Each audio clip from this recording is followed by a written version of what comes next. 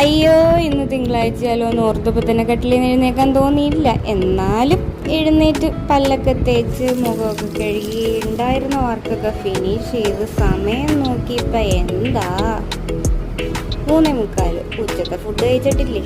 വിശപ്പിൻ്റെ വെളി വന്ന് തുടങ്ങി.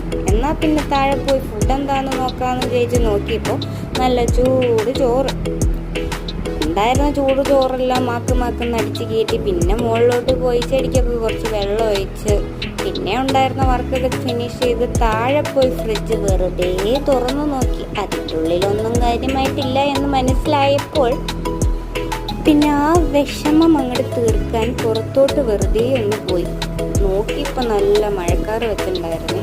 അമ്മ അവിടെ ചെടിക്കൊക്കെ വെള്ളം ഒഴിക്കുന്നുണ്ട്. മഴയത്ത് എന്തിനാണോ ചെടിക്ക് വെള്ളം ഒഴിക്കുന്നത് എനിക്കറിയാൻ പാടില്ല, എന്നാലും ഒഴിക്കട്ടെ, അമ്മമാരല്ലേ, ഒന്നും പറയാൻ പറ്റില്ലല്ലോ. പിന്നെ നോക്കിയപ്പോൾ നല്ല രസമായിരുന്നു അവിടെ.